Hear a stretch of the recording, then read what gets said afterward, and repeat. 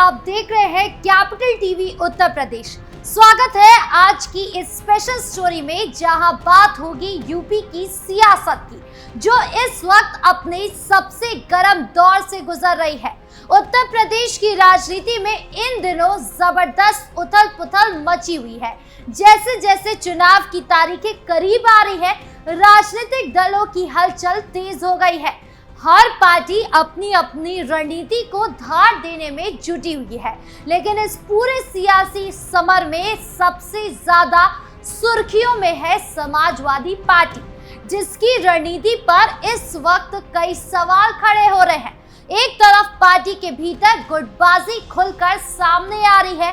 आजम खान के प्रभाव और यादव कथावाचक मामले ने पार्टी के दो धड़ों में बांट दिया है। अंदर खाने में मतभेद इस कदर है कि पार्टी की एकजुटता पर अब सवाल उठने लगे हैं। वहीं दूसरी ओर अखिलेश यादव के शीश महल ने कई बहस को जन्म दे दिया है। अखिलेश यादव ने पूर्वांचल को साधने के मकसद से ये नया आलीशान भवन तैयार कराया है, लेकिन विपक्ष इसे जनता से कटाव और राजशाही मानसिकता का प्रतीक बता रहा है। पार्टी के नेता जहां एक और जमीनी मुद्दे पर फोकस करने की बात कर रहे हैं, तो वहीं दूसरी ओर ऐसे आलीशान निर्माण कार्यवाही से जनता में क्या संदेश जाएगा, ये सवाल भी उठने लगे हैं। इसके उलट अगर बात करें सत्तारूढ़ भारतीय जनता पार्टी की, जिनकी खास बात यह है कि बीजेपी ने अब पानी की एक एक बूंद और पत्ता पत्ता तक पर नजर रखनी शुरू कर दी है।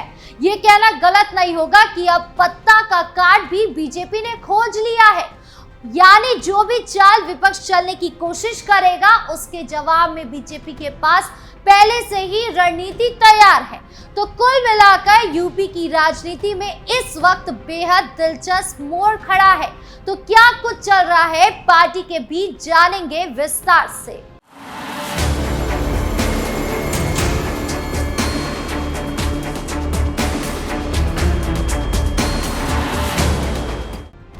अखिलेश की राजशाही पर सवाल। सबसे पहले बात करें समाजवादी पार्टी की, तो समाजवादी पार्टी पूरी तरह से बिखरी हुई नजर आ रही है। पार्टी के खेमे में अब सोच की घृणा इतनी बढ़ गई है कि पार्टी में अब एकजुटता शब्द मजाक बन गया है, यानी पार्टी अब गुटों में बंट गई है। पहले पार्टी आजम खान के मामले में बटी।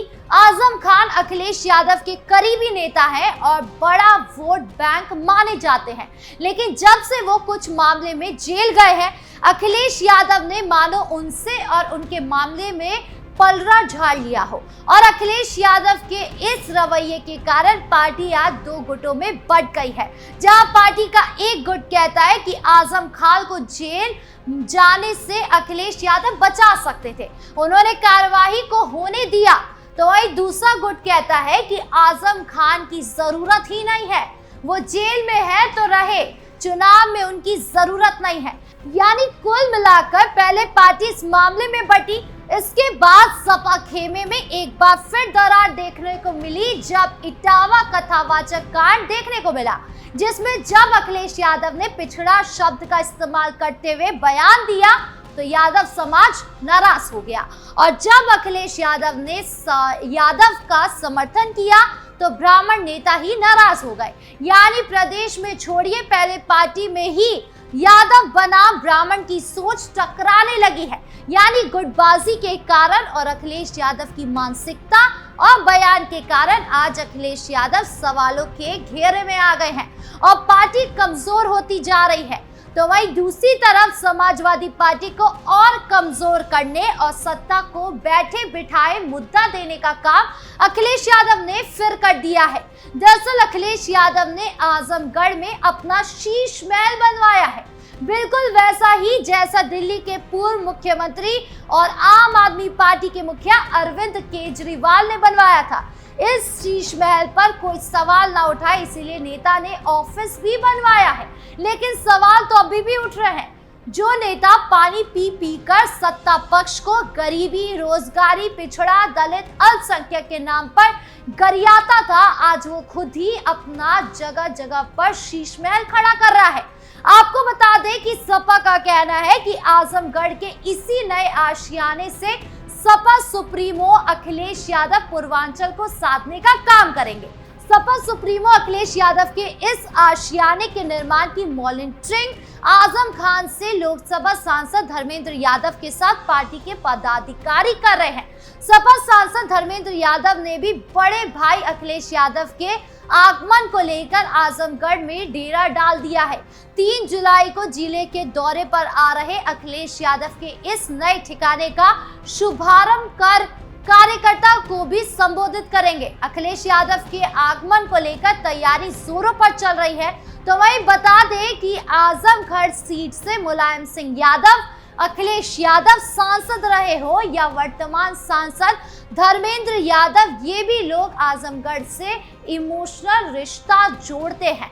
लोकसभा चुनाव के दौरान अपनी जनसभाओं में भी इस बात को कहा करते थे कि नेताजी कहा करते थे कि इटावा दिल है तो आजमगढ़ धड़कन है। जिले की जनता ने जिस तरह से सपा को एक तरफा विजय दिलाई है, उससे कहीं ना कहीं समाजवादी पार्टी भी अंदर से काफी गदगद है। साल 2022 के विधानसभा चुनाव में जब एक तरफ पूरे प्रदेश में भाजपा की बयार थी, तो उस समय भी आजमगढ़ की सभी 10 विधानसभा सीटें सपा की झोली में देने का काम जिले की जनता ने किया था। इसीलिए अखिलेश यादव यहां डेरा डालकर अपना जीता सीट को और मजबूत करने की कोशिश कर रहे हैं। हालांकि उनकी ये कोशिश कितनी कामयाब होती है, ये तो देखने वाली बात होगी, क्योंकि अखिलेश यादव कह रहे हैं कि वो कोशिश करेंगे आजमगढ़ से अपना वोट बैंक बनाने की। लेकिन वहीं दूसरी तरफ सत्ता पक्ष कह रही है कि अखिलेश यादव वोट बैंक के नाम पर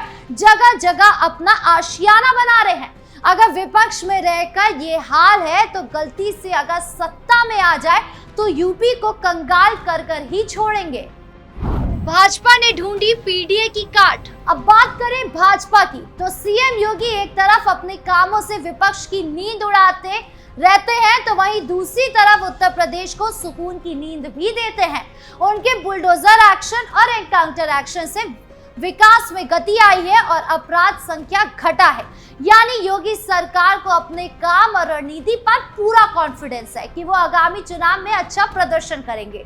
लेकिन फिर भी कोई चूक ना हो जाए, इसके लिए पार्टी विपक्ष के हर दाव पर भी नजर बनाए हुए है और उसकी काट पर काम कर रही है। इसी कड़ी में भाजपा ने सपा के पीडीए फॉर्मूले की काट ढूंढ ली है। दरअसल बीजेपी ने उत्तर प्रदेश में अभी तक पार्टी के नए प्रदेश अध्यक्ष का नाम तय नहीं किया है, लेकिन यूपी की सीमा से लगे 9 राज्यों में से 6 राज्यों में पार्टी ने प्रदेश अध्यक्ष का ऐलान कर दिया है, जो ओबीसी, वैश्य वर्ग, राजपूत, स्वर्ण जैसे जाति से ताल्लुक रखते हैं। ऐसे में पार्टी के इस फैसले के बाद अब कयास लगाए जा रहे हैं कि यूपी में बीजेपी अब नया सियासी दांव खेल सकती है। पार्टी राज्य के कोई दलित नेता को अपना अध्यक्ष चुन सकती है। इस फैसले के पीछे कई वजह मानी जा रही है। बीजेपी के इस फैसले में सबसे खास बात अखिलेश यादव के पीडीए फॉर्मूले की काट माना जा रहा है, जो बीते 2 सालों में चर्चा का केंद्र रहा है। अखिलेश यादव के फॉर्मूले की काट खोजने के साथ ही बीजेपी इस बार यूपी में दलित वोटर्स को अपने पाले में लाने के लिए भी प्रयास कर रही है। पार्टी के इस फैसले से आगामी विधानसभा चुनाव में सामाजिक समीकरण साध सकती है। राज्य में ओबीसी वोटर्स के बाद सबसे ज्यादा तादाद दलित वोटर्स की ही है। मायावती से अब ये तबका दूरी बना रहा है, जिसके बाद बीजेपी अब इस तबके को साधने में लगी हुई है। ऐसे में देखा जाए तो यूपी से लगे 9 राज्यों में से 6 की घोषणा हुई है और किसी राज्य में अभी तक पार्टी ने दलित नेता पर दाव नहीं लगाया है। और अब माना जा रहा है कि यूपी में बीजेपी किसी दलित नेता पर ही दाव लगा सकती है। मीडिया रिपोर्ट्स की माने तो बीजेपी की नजर मायावती को छोड़कर नई राजनीतिक राह देख रहे दलित वोटर्स पर टिकी हुई है और यही वजह है कि पार्टी उन्हें अपने पाले में लाने के लिए ये रणनीति अपना सकती है। ऐसे में ये देखना दिलचस्प होगा कि भाजपा किस पर दाव लगा सकती है और उनका दाव सही साबित होता भी है या नहीं। यानी एक तरफ समाज पार्टी है जो गुटबाजी और रणनीति भ्रम में उलझी दिख रही है, तो वहीं दूसरी तरफ बीजेपी है जो पूरी तैयारी और एकजुटता के साथ चुनावी रणभूमि में कूद पड़ी है। अब देखना यह है कि सियासत के इस महासमर में बाजी किसके हाथ लगती है। आपको क्या लगता है, कमेंट बॉक्स में जरूर बताएं। नमस्कार।